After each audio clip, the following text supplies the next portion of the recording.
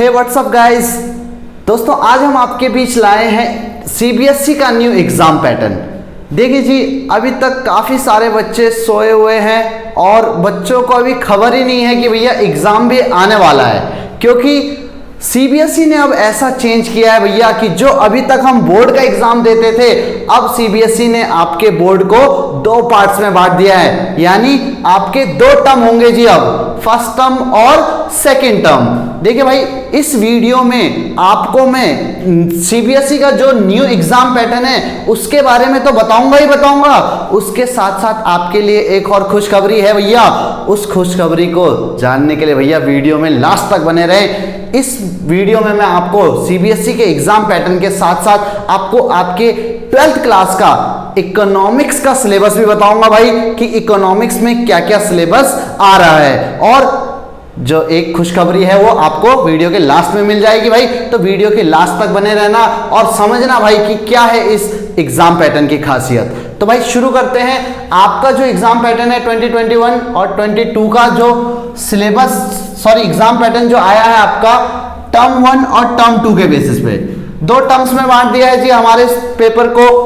सबसे पहले हम सिलेबस देखें तो जी सबसे पहली चीज यहां पे देखने को मिल रही है हमें, दोनों में 50-50% बांट दिया है सिलेबस को। यानी हाफ सिलेबस जो आपका आएगा वो फर्स्ट टर्म में आएगा और हाफ आएगा आपका सेकेंड टर्म में। क्लियर? आपको आधी बुक अभी पढ़नी है और आधी बाद में पढ़नी है, तो इससे आपके लिए थोड़ा सा यहाँ पे सीबीएसई ने बर्डन कम कर दिया है। एक इकट्ठे पढ़ना पड़ता था सीबीएसई बोर्ड के लिए, बट इस बार आपको दो अलग अलग पार्ट्स में पढ़ना है, पढ़ना पूरा ही है भाई। ठीक है, तो सिलेबस हमें पता चल गया जी 50% आएगा। अब जो ड्यूरेशन ऑफ एग्जाम है, फर्स्ट एग्जाम आपका सिंपली जो है एमसीक्यू बेस्ड है। फर्स्ट टर्म जो होगा आपका एमसीक्यू बेस है, तो उसका टाइम पीरियड इन्होंने दे रखा है 90 मिनट्स, यानी आपका 1.5 घंटा मान लो आप। 1.5 घंटे का समय आपको इसमें दिया जाएगा और इसमें आपको कुछ क्वेश्चन पूछे जाएंगे भाई। कितने क्वेश्चन पूछे जाएंगे अभी आगे बताया जाएगा आपको। ठीक है जी, जबकि आपका टर्म 2 का एग्जाम डिपेंड करता है कि भैया कोरोना नहीं हुआ, ऑफलाइन हुए एग्जाम, तो आपका 2 घंटे का टाइम मिलेगा आपको यहाँ पे पूरा। और ये जो आपका एग्जाम होगा ये रिटन बेसिस पे होगा, एमसीक्यू बेस पे नहीं होगा। बट इन केस अगर कोरोना रहा तो भैया वहां पे भी आपका एमसीक्यू बेस्ड क्वेश्चन पेपर बन सकता है और इसमें आपको दोबारा से मिलेंगे 90 मिनट्स ऑनलाइन एग्जाम के। क्लियर? चलते हैं जी क्वेश्चन टाइप्स, कैसे क्वेश्चन पूछे जाएंगे। तो फर्स्ट टर्म का सबको पता है भाई कि यहां पे एमसीक्यू बेस्ड क्वेश्चन आने वाले हैं अब आपके सामने। अब कैसे एमसीक्यू आएंगे इसको समझ लो। सबसे पहला है भाई केस बेस्ड एमसीक्यूज, यानी आपको केस स्टडी देखने को मिलेगी, यहाँ पे केस के ऊपर बेस्ड क्वेश्चन मिलेंगे। तो इन क्वेश्चन के लिए आपको तैयारी जो करनी है भैया वो अलग ही लेवल पे करनी पड़ेगी। सीधा ऐसे नहीं है कि भाई आपको बुक में से सीधा क्वेश्चन आएगा, सीधा फैक्ट्स पूछ लेगा, ऐसा कुछ नहीं होने वाला। केस बेस्ड क्वेश्चन बनेंगे। जबकि दूसरी तरफ एसर्शन रीजनिंग वाले क्वेश्चन बन रहे हैं यहाँ पे, तो काफी ज्यादा डिफिकल्ट होने वाला है भैया ये वाला फर्स्ट टर्म आपके लिए। और जो बच्चे अभी तक ये इंतजार में बैठे हैं ना कि भाई कोरोना आएगा और हमारे एग्जाम नहीं होंगे, हम बच जाएंगे, तो भैया इस गलतफहमी से दूर हो जाओ, क्योंकि एग्जाम ऑनलाइन हो या ऑफलाइन हो काफी स्ट्रिक्ट वे में होगा भाई। तो अभी से अपनी तैयारी करना शुरू कर लो। ठीक है जी। बट हम चलते हैं सेकंड टर्म में। तो सेकंड टर्म के लिए वैसे अलग से एक वीडियो बना दी जाएगी, बट अभी आप समझ लो कि अगर ऑफलाइन एग्जाम होगा तो वहां पे case based, situation based, short answer, long answer सारे क्वेश्चन पूछे जाएंगे जो अभी तक पहले से पूछे जाते थे। बट इन केस अगर आपका एग्जाम नहीं होता वहां पे कोरोना की वजह से, तो वो एमसीक्यू बेस्ड हो जाएगा भाई, रिटन एग्जाम नहीं होगा वहां पे कोई भी। ठीक है जी। तो ये आपके क्वेश्चंस के टाइप पता चले आपको कि कैसे क्वेश्चन आने वाले हैं। तो अभी हमारा मेन फोकस होना चाहिए भाई फर्स्ट टर्म पे। फर्स्ट टर्म में हमें 50% सिलेबस के लिए 90 मिनट्स की जो ये जंग है इसके ऊपर फोकस करना है अभी। अब देखो जी कैसे स्कोर आपको मिलेंगे। अब बच्चे कुछ सोच रहे हैं यार फर्स्ट टर्म ही तो है, छोड़ो ना। ये बच्चे ये सोच करके बैठे कि प्री बोर्ड हो रहा है उनका, प्री बोर्ड के एग्जाम नहीं जुड़ेंगे। भैया ये गलती मत करना, क्योंकि कंडीशन दे रखी है यहाँ पे कि अगर pandemic condition improves then both exam will held offline. दोनों एग्जाम कैसे होंगे जी? ऑफलाइन होने वाले हैं यहाँ पे एग्जाम। अगर टर्म 1 का एग्जाम ऑनलाइन होता है और टर्म 2 का एग्जाम ऑफलाइन होता है, तो किसके मार्क्स जुड़ेंगे ज्यादा?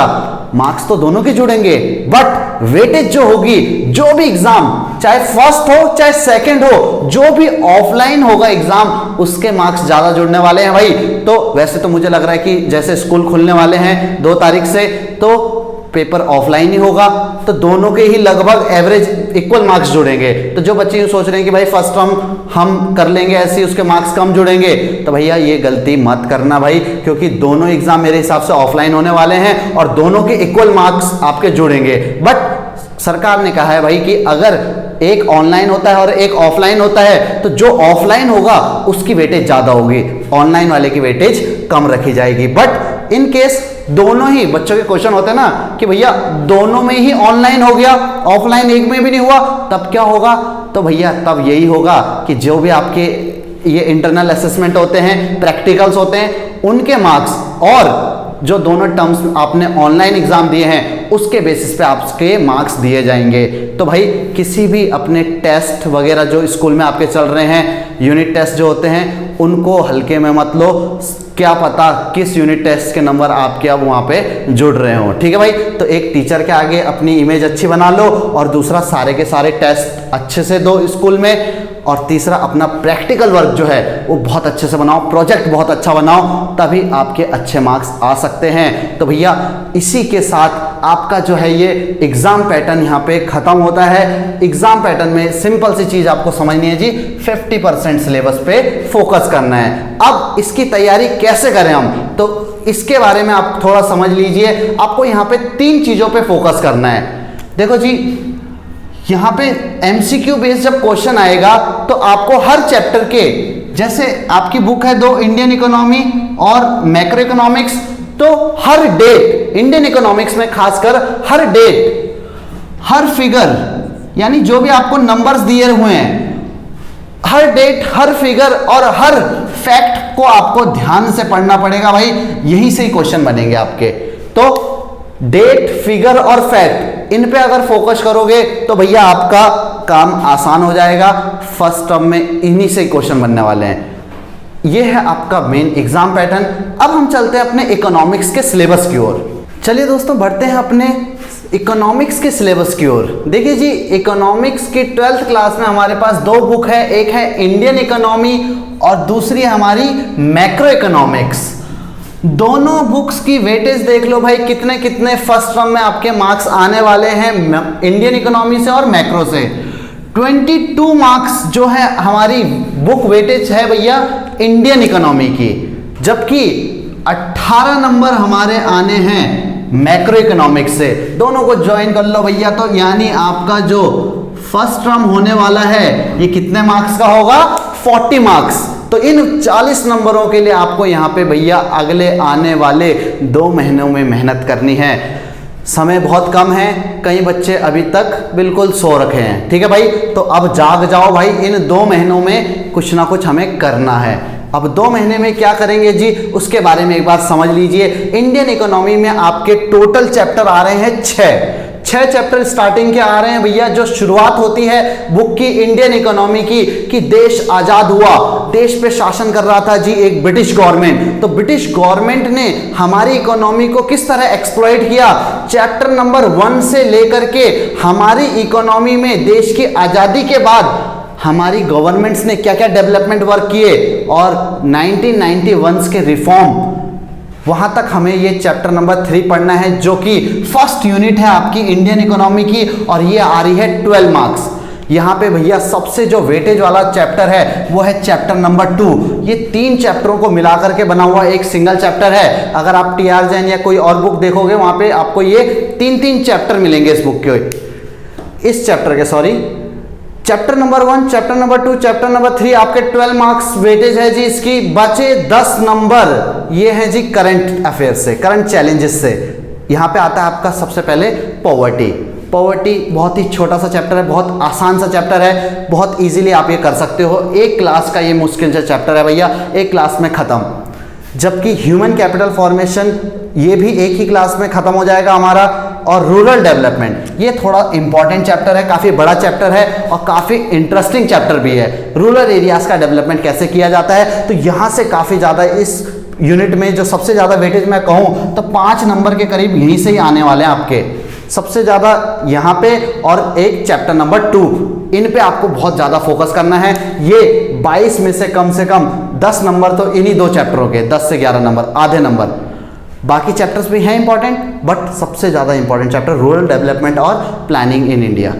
ये है हमारा इंडियन इकोनॉमी का पार्ट। अब हम चलते हैं मैक्रो इकोनॉमिक्स में। मैक्रो इकोनॉमिक्स में हमारी 3 यूनिट है। सबसे पहली यूनिट है मनी एंड बैंकिंग, 6 मार्क्स की। अब मनी और बैंकिंग से कितना कितना आएगा ये जब मैं चैप्टर पढ़ाऊंगा तब आपको बताऊंगा भाई, ठीक है।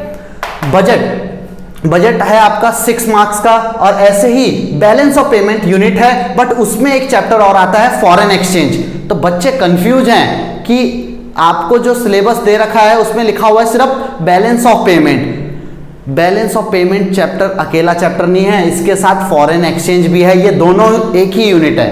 तो भैया ये आदि मानव है हमारे, जो एक यूनिट है, 6 मार्क्स की ये यूनिट है भैया।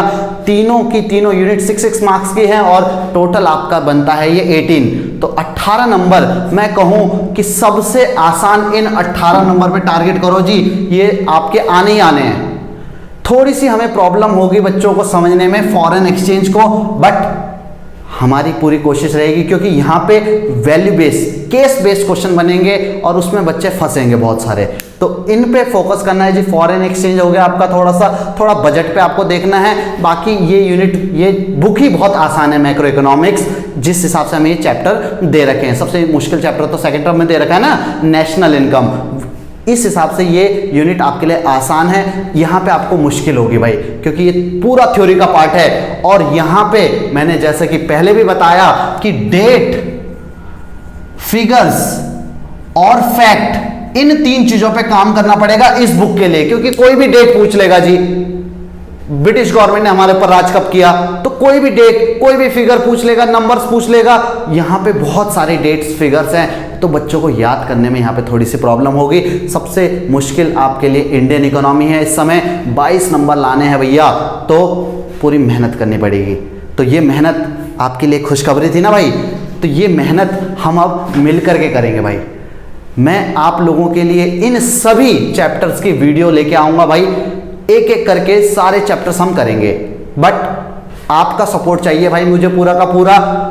अगर आपका सपोर्ट मिलता है भाई तो सारी की सारी वीडियोस टाइम से पहले, और उनकी MCQ सीरीज भी चलाएंगे भाई। संडे से संडे हम इनकी अलग से लाइव क्लास भी लिया करेंगे, और साथ में चैप्टर्स की वीडियो आपके लिए हर हफ्ते में आ जाएगी।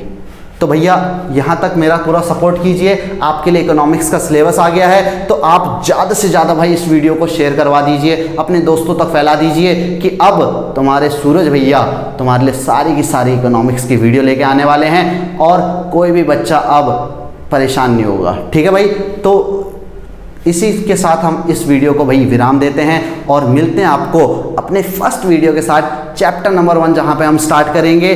ठीक है भाई, तो मिलते हैं नेक्स्ट क्लास में। तब तक के लिए tata bye bye, see you, धन्यवाद आप सभी का।